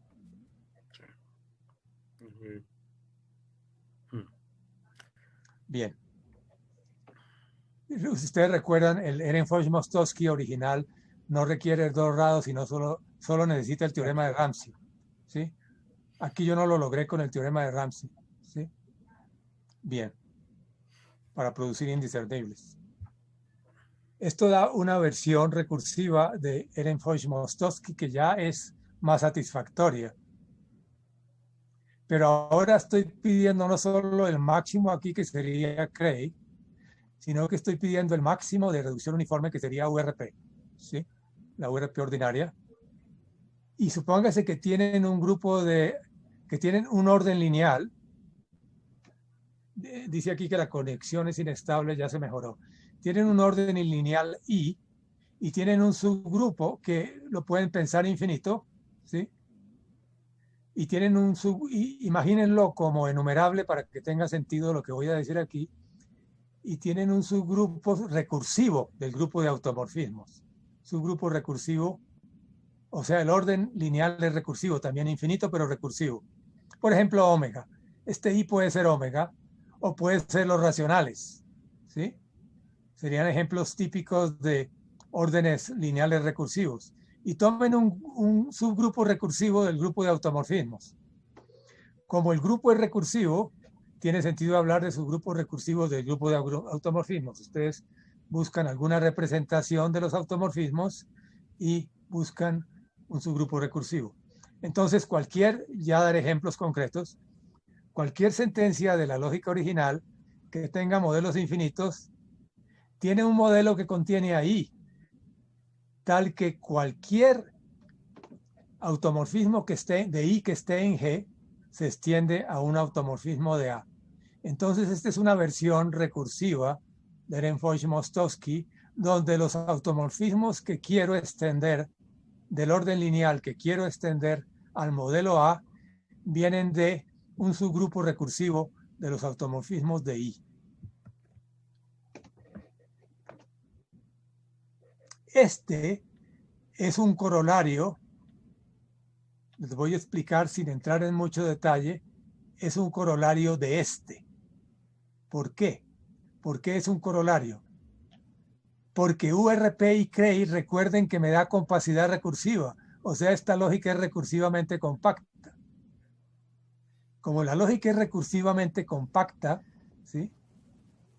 Entonces, lo que yo tengo acá, sin entrar en mucho detalle, pero es plausible lo que voy a decir, lo que tengo yo acá que habla de órdenes finitos y de automorfismos parciales de ese orden finito, lo puedo generalizar a un orden que sea recursivo, porque ese orden lo puedo expresar con una teoría recursiva, ¿sí?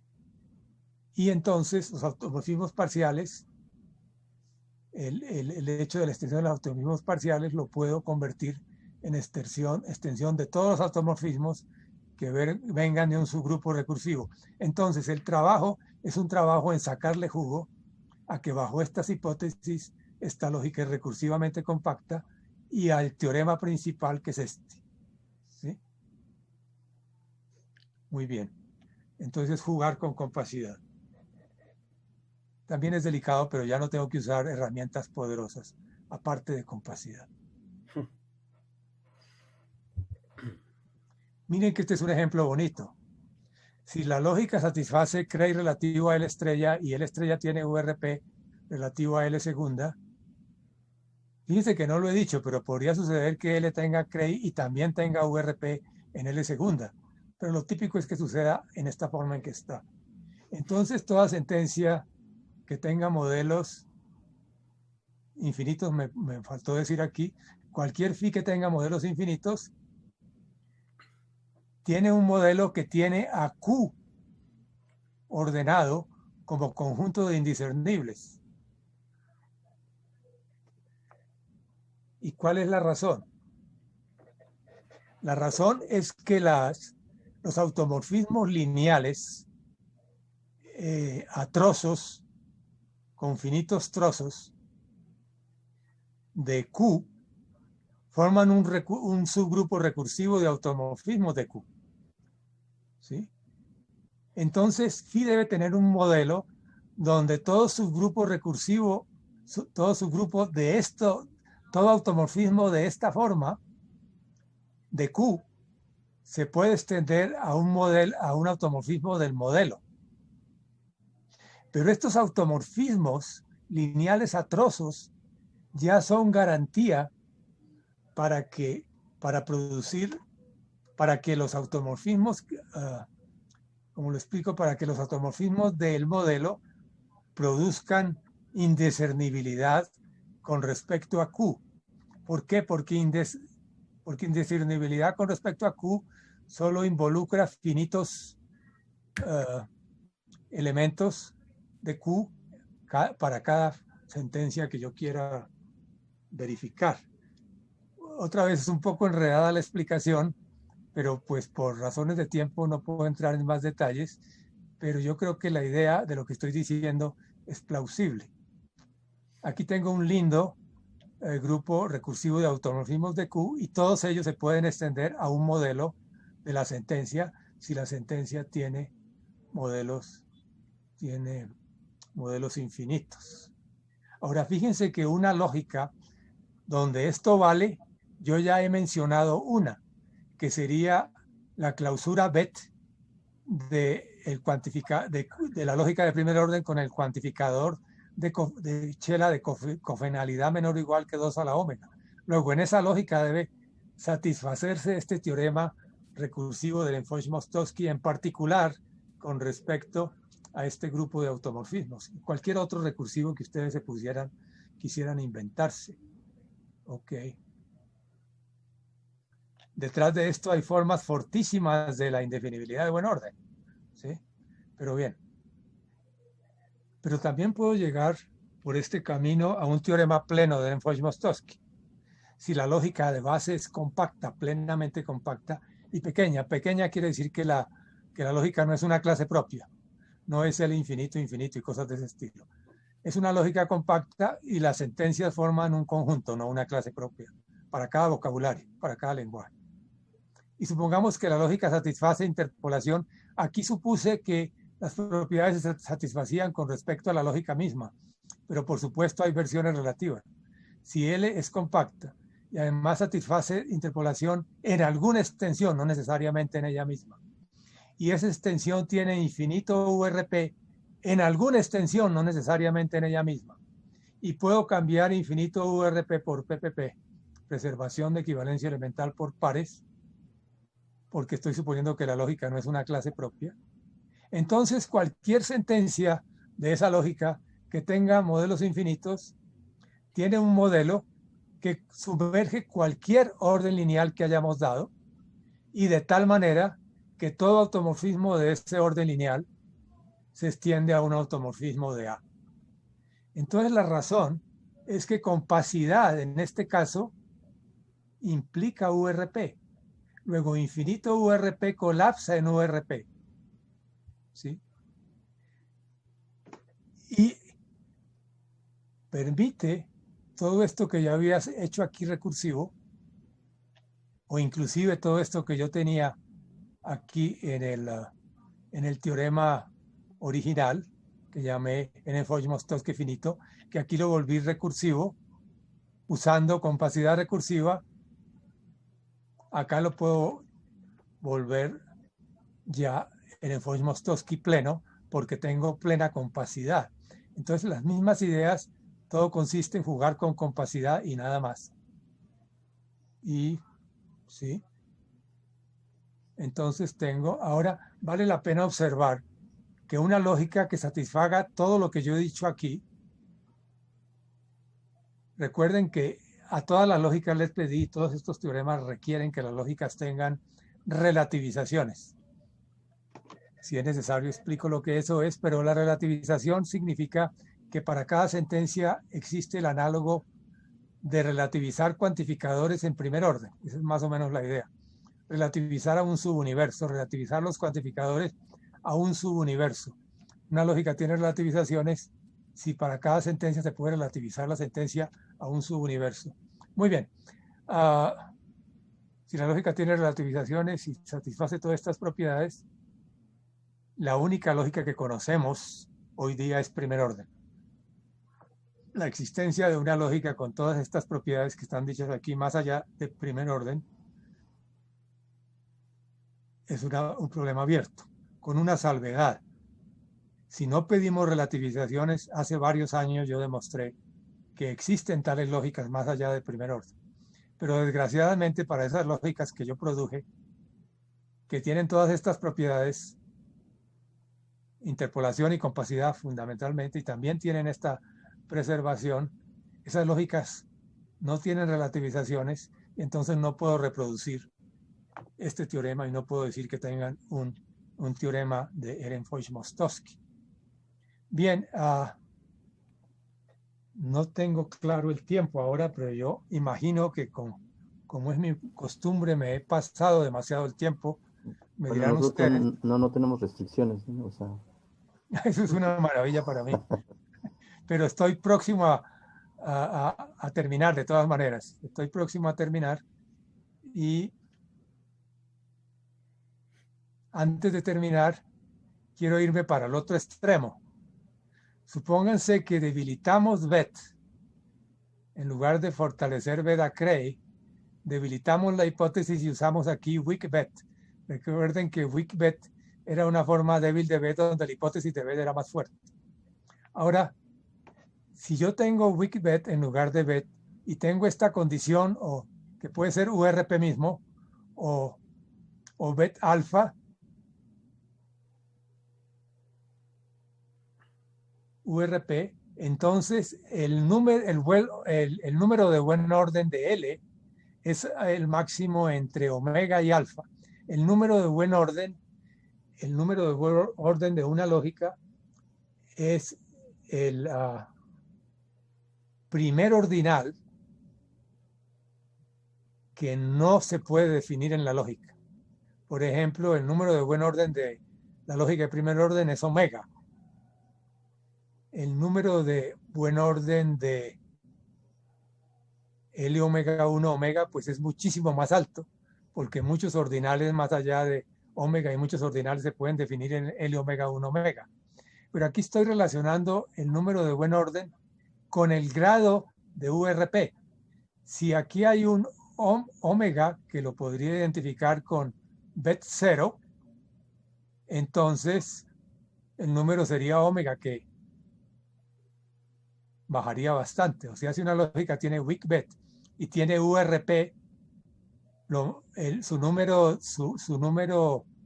de buen orden es omega, o sea que no puede definir ordinales excepto los finitos. Pero bien, esto me interesa para lo que sigue. Si tengo weak BET y el mínimo de URP, entonces buen orden no es definible en L. Porque si buen orden fuera definible en L, entonces todos los ordinales serían definibles en L, y entonces, entonces no habría cota. Aquí esta cota no se podría dar, ¿sí? A ver cómo lo explico. Entonces, a ver cómo lo digo. Ninguno de estos se podría dar. Aquí está dicho, no habría cota. O sea, L no tendría, el número de buen orden no tendría cota, ¿no? Correcto, eso sería. Sí, sería eso sencillamente. Porque no, el número de buen orden, ordinales son... Exacto, no tendría cota. En particular no podría definir todos los ordinales. Sí. Podría definir, podría ser que pudiera definir cada ordinal en particular, sí, pero no la totalidad. Sí. Y este corolario, en el fondo, estoy repitiendo las mismas cosas. Lo que quería observar es que weak bet es suficiente en algunos casos para que buen orden no sea definido. Yo lo tenía bajo bet y originalmente lo teníamos bajo Cray. Bueno, esto es un poco confuso en este momento porque lo puse a última hora y solo me queda agradecerle a ustedes y dejar un poco de bibliografía aquí. Este es el artículo principal donde está la demostración de la mayor parte de lo que he dicho. En este segundo artículo lo puse aquí porque aquí es donde doy la demostración de algunos hechos de no bet, ¿sí? De no bet, ni siquiera relativo. Para algunas lógicas está demostrado aquí. Y este lo puse porque este es el artículo donde demuestro que sí hay extensiones de la lógica de primer orden que satisfacen compacidad e interpolación al tiempo. Desgraciadamente son lógicas que no tienen relativización y no parecen muy útiles. Y los demás son relacionados con resultados que he mencionado aquí en Foch-Mostowski. El resultado de Hittinen está aquí en un artículo de los años 90. Lindström, pues es el artículo bien conocido. López Escobar, artículos bien conocidos. Los resultados de Mallis aparecen a inicios de los 70. El resultado de Otton sobre omega 1 like aparece en los 90. Y los resultados de Chela que he mencionado aparecen en este artículo de Chela y Makowski, creo. Sí, Creo que algunos de ustedes... Sí, es de Makowski. Exacto, algunos de ustedes en México ya han mirado. Sí. Es un artículo con muchísima información interesante. Ven, todo esto son artículos de los años 90, porque esa era la época y inicios del siglo, porque fue la época en que yo trabajé profundamente en lógica abstracta. Después he seguido trabajando esporádicamente, pero más concentrado en lógica continua. Y sin embargo, estos temas me siguen interesando muchísimo y creo que hay mucho que hacer todavía. Sí, bastante. Bien. Gracias. Pues muchísimas gracias, entonces le agradecemos. No sé si se da un aplauso remoto o no, pero bueno. Gracias, Luis Miguel. Pues muchísimas gracias, bueno, al menos ahora para mí fue muy no sé iluminante. cómo, díganme cómo salir de Pero aquí. un momento, ¿podemos hacer preguntas? Sí, Sí, sí, Andrés, claro. Por mi parte, claro. Sí, no, yo no sé si estamos muy pasados del tiempo. No, está bien. En Colombia son ¿las qué? Las 8, 10 para las 8, pero en México está temprano todavía. Sí. De modo que, no, tenía un par de preguntas en las aplicaciones anteriores a estas.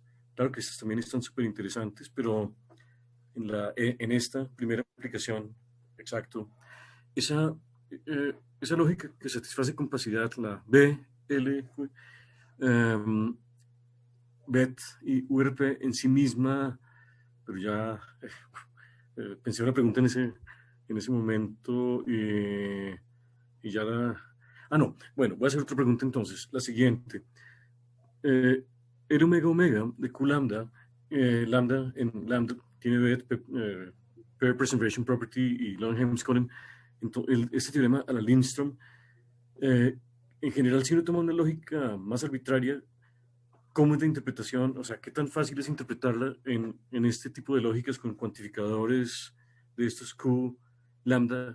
Hay algo muy interesante, eso fue observado casi desde el inicio, cuando se comenzó a estudiar lógica abstracta. Yo no recuerdo si Lindström mismo o Van Anen o alguien lo observó muy desde el inicio, pero es algo que uno descubre rápidamente.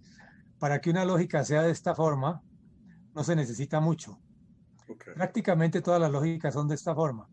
Lo único que se necesita es que sea cerrada bajo sustitución y nada más. ¿Qué quiero decir cerrada bajo sustitución? Supóngase que tiene una fórmula que contiene un predicado binario R, por decir algo, phi de R, y R es un predicado binario que aparece ahí. Se dice que la lógica y esa fórmula que contiene el predicado R pertenece a la lógica L. Supóngase que el predicado R, digamos que es en dos variables, se se puede sustituir por cualquier otra fórmula en dos variables libres de la lógica. De manera que la fórmula sustituida, phi con r sustituido por otra fórmula, también pertenece a la lógica. Eso se llama ser cerrada la lógica bajo sustituciones. Si la lógica es cerrada bajo sustituciones, automáticamente es de esta forma. O sea, esto no limita mucho las lógicas. Okay. Si es una lógica natural, siempre es de esta forma.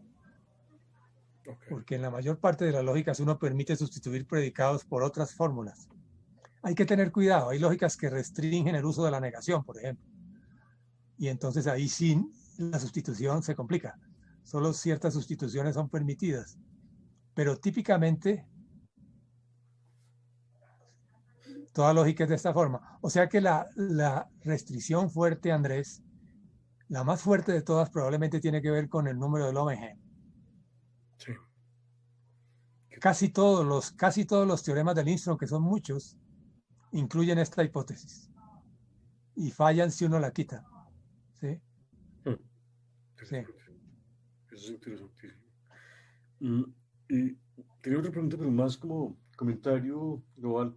Y es que hay otra familia de lógicas de las que he hablado en el otro seminario, pero también en este seminario hablé sobre esas lógicas que están surgiendo, que son, con Javier hemos hablado también mucho de esas lógicas, las L1 kappa y las cercanas a L1 kappa, las que pasa un fenómeno un poco dual a este, y es que son cercanas a lógicas que tienen buen comportamiento de Ehrenfeucht-Mostovsky. El funtor de Ehrenfeucht-Mostovsky funciona realmente bien en las lógicas de clases elementales abstractas, que son, ahora lo sabemos un poco mejor, muy cercanas a estas L1 kappa y las variantes con mejor sintaxis, etcétera. Pero L1 kappa tiene Craig completo y tiene indefinibilidad de buen orden. De modo que parece que hubiera como otra pieza de rompecabezas que tiene que ver con las últimas aplicaciones que aquí se logra con un precio que bueno, no sé qué tan alto es, pero se logra Ehrenfeucht-Mostovsky después de suponer compacidad, creo, y Sí. Craig. En esta otra no se tiene compacidad, no se puede tener compacidad, pero sí se tiene indefinibilidad de buen orden, y de hecho una forma muy fuerte de indefinibilidad de buen orden, pero al final se tiene este full Ehrenfeucht-Mostovsky, también se tiene, bajo unas hipótesis de... Usted tiene razón. O sea, este teorema se ve bonito, pero tiene defectos. Uno, que no conocemos ningún ejemplo distinto de L omega omega. Dos, que la hipótesis de compacidad es muy fuerte, como Andrés observa. Tiene toda la razón, Andrés. Y en ese sentido no lo entusiasma a uno mucho. Además, existe el precedente de que en lógica infinitaria, no solamente las lógicas que está mencionando Andrés, sino las lógicas infinitarias clásicas ya tienen teoremas de Ehrenfeucht-Mostovsky, que no utilizan para nada compacidad. Yo no he estudiado con cuidado ese fenómeno de las demostraciones en lógica infinitaria, L kappa omega. Pero no, o sea, L hasta donde yo infinito sé, omega. solo tiene L omega 1 omega sí tiene, pero no las demás. Ehrenfeucht-Mostovsky, Ajá. pero Y la pregunta es, para, para, para lo que usted usa compacidad es porque sabe que tiene, digamos, eh, conjuntos de indiscernibles de cualquier cardinalidad finita arbitraria, ¿no? correcto. Sí, porque la versión que yo saco aquí originalmente, sin suponer compacidad, donde digo strengthening with Craig, es la versión que yo saco aquí. Bueno, la puedo mejorar aquí. Miremos aquí no estoy usando compacidad porque la obtengo gratis. ¿Sí? No puedo pasar de grupos recursivos. Y entonces tengo indiscernibilidad, pero digamos con respecto a ciertos conjuntos. Tienen que ser conjuntos recursivos. Solo tengo conjuntos recursivos de indiscernibles. Ese es el punto, pero los tengo sin asumir ninguna compacidad. Eso lo creo muy interesante. Sí. Por ejemplo, los tengo en la lógica de Chela que mencionamos aquí cuando estaba en esta, lo tenemos aquí en forma muy fuerte. pero no tenemos el Foch-Mostowski pleno. Perdón, pero sí tengo compacidad plena, ¿no? Ahora que Sí, lo veo. sí, sí. A ver, ¿qué es lo que está faltando aquí? Que tengo BET. Y BET solo no me da Ehrenfeucht-Mostowski. Recuerden que el salto a Ehrenfeucht-Mostowski Con Craig. tuve que pagarlo con Cray. Sí. Y eso lo he mirado yo con muchísimo cuidado, a ver si BET es suficiente. Y tengo claro que no debe ser suficiente BET. Es un salto grande. Es Cray el que nos proporciona Ehrenfeucht-Mostowski. Entonces estoy pagándolo con Cray. Y aquí lo tendría. Pero a propósito, ahora caigo en cuenta de algo muy interesante, una anécdota. Chela introdujo esta lógica buscando una lógica que tuviese compacidad e interpolación al tiempo. Y él creía que iba a lograr probar interpolación aquí.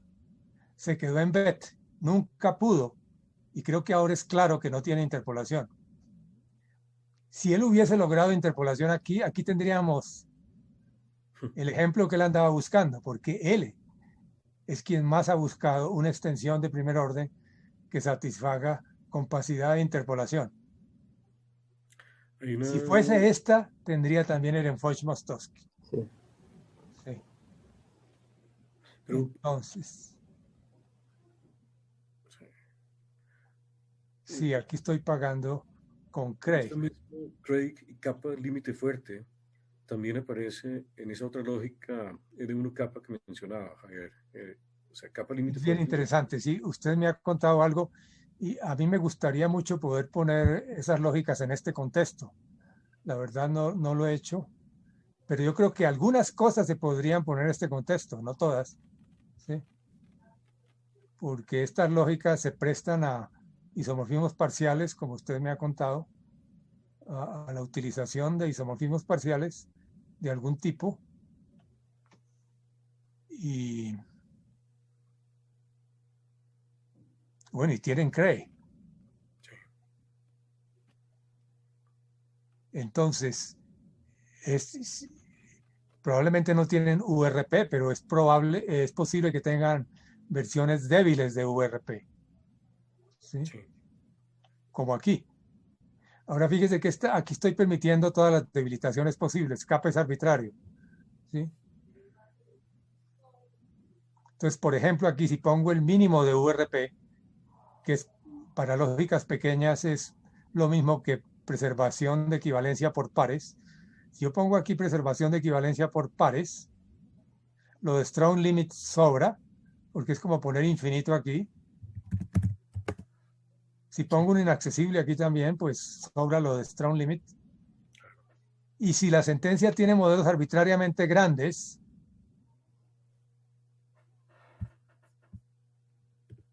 entonces tiene por lo menos una versión finita del Ehrenfeucht-Mostowski. Que no lo entusiasma a uno mucho, porque es como poca cosa, pero tiene cierto grado de modelos condiscernibles. Por ejemplo, con conjuntos finitos de indiscernibles de cualquier tamaño, finito. Esto lo garantizaría. Tendría modelos con conjuntos indiscernibles de cualquier tamaño finito. Por lo menos eso daría este teorema. Bajo estas hipótesis, y aquí el mínimo, que sería preservación de equivalencia elemental. O sea, hay un potencial aquí que pues yo no lo he explotado porque hace años que no vuelvo a trabajar en estos temas. Yo creo que sería posible. En esa lógica que digo, también hay un lema de cadenas, de uniones de cadenas omega, omega cadena solamente. Si uno tiene ya, por ejemplo, una cadena donde hay n indiscernibles para cada n en la cadena, uno podría trabajar con esa unión y algo quedaría, porque no hay compacidad, pero sí se tiene que, digamos, ese rezago, ese remanente de compacidad muy débil, que uniones de cadenas de modelos digamos, Interesante, porque sí, claro, uno aquí podría combinar probablemente dentro de un solo modelo varios conjuntos de indiscernibles de tamaño no acotado, conjuntos finitos o cosas así. Tiene mucho sentido. Sí. Tiene mucho sentido. No sé, otra pregunta, otro comentario.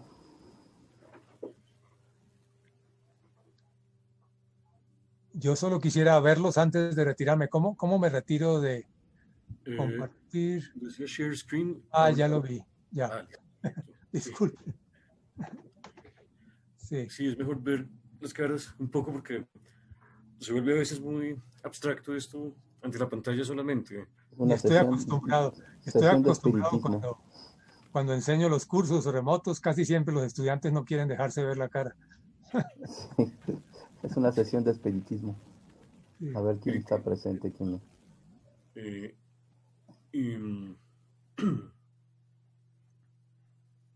Aquí David, ahí está David Valderrama, que es estudiante de la Nacional en Bogotá. Está Nicolás Nájar también. Y está Lisbeth Said Sandoval, que le agradezco Nicolás, ¿cómo muchísimo le va? que organizó todo y hizo la Valenzuela propaganda. fue quien hizo toda la serie de exposiciones sobre delta, interpolación, en una serie larga. Yo no sé, fueron como 6 exposiciones o algo así. Ah, qué bien. Entonces ha estudiado a Chela y a Makoski. Sí, Edgar. Sí, lo estudiamos bastante y estudiamos una parte que se me hizo muy bonita a mí de Fefferman de adecuación a la verdad. Ah, sí. Sí. Tiene que ver con definibilidad, tiene que ver con definiciones implícitas, explícitas, tiene que ver con BET. Sí, justo con delta interpolación, que es equivalente. Y con delta interpolación, sí. Entonces,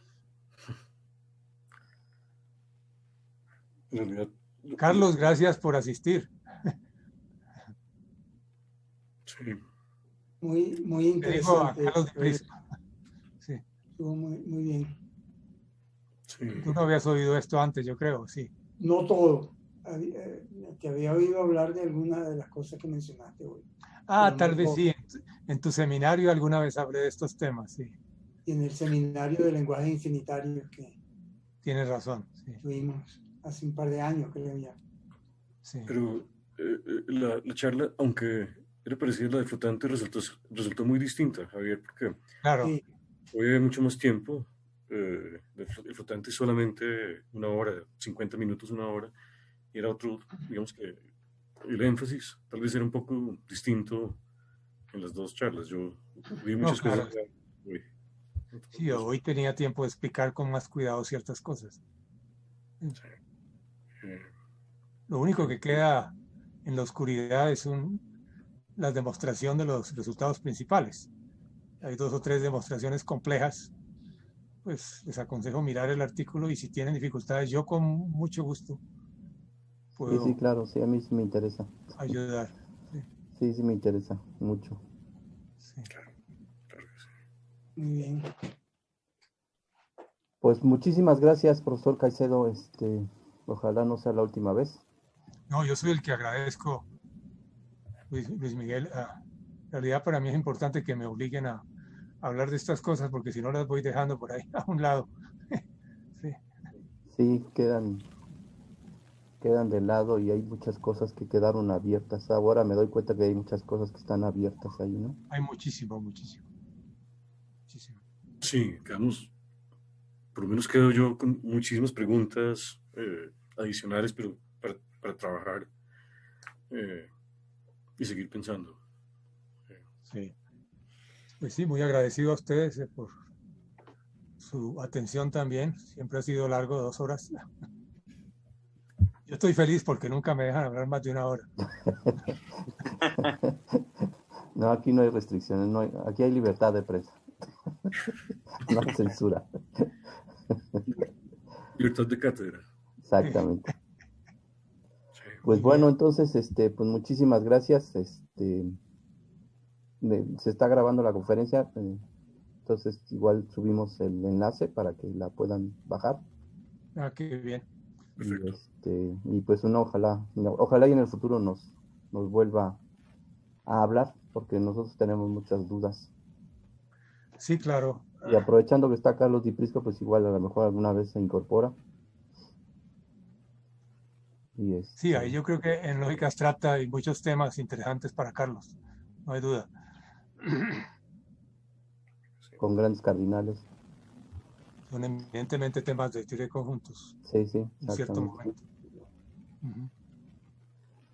Pues bueno, entonces, pues nos despedimos. Pues muchas gracias a toda la audiencia, a todos los que participaron. Y el seminario se reiniciará hasta el próximo año. Entonces, pues bueno, pues muchas gracias, profesor. Bueno, Muchas gracias. Bueno, Luis Miguel, gracias. Hasta Gracias luego. a todos de nuevo. Hasta luego. Gracias. Ha sido un gusto verlos y hablar con ustedes. Gracias. Hasta luego.